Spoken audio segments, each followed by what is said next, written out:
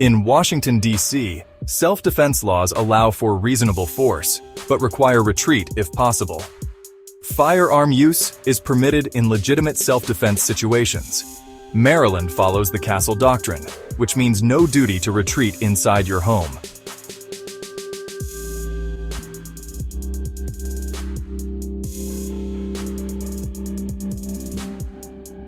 Outside the home, there is a duty to retreat if safely possible. Virginia law distinguishes between justifiable and excusable self-defense. Justifiable self-defense involves no provocation from the defender.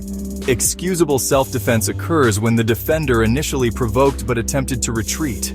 It's unlawful to display a firearm to intimidate, but justified in self-defense.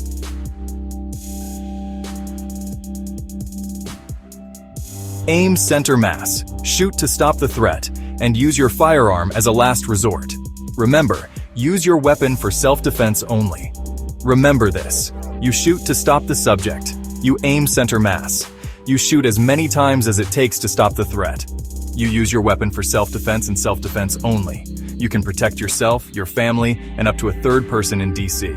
No government buildings, no stadiums, no bars, no metro bus or subway, no schools or churches, 10 around magazines, only in D.C. No magazine max. If you lose your firearm, report it immediately.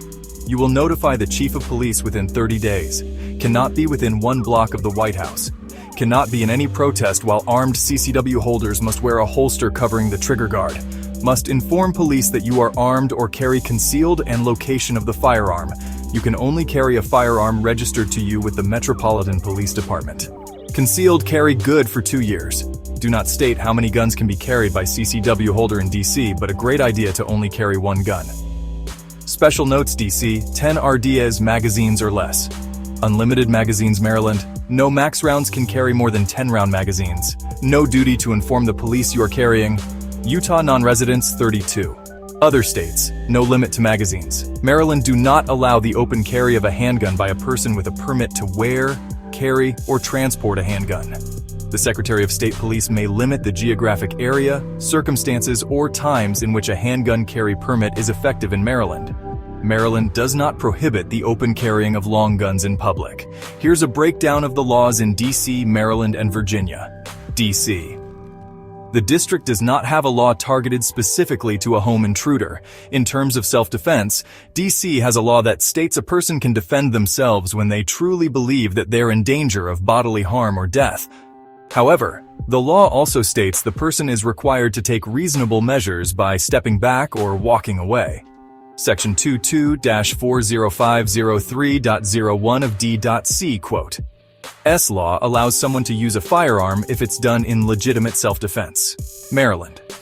The Castle Doctrine in Maryland states that when a person is inside their home, they do not have to retreat.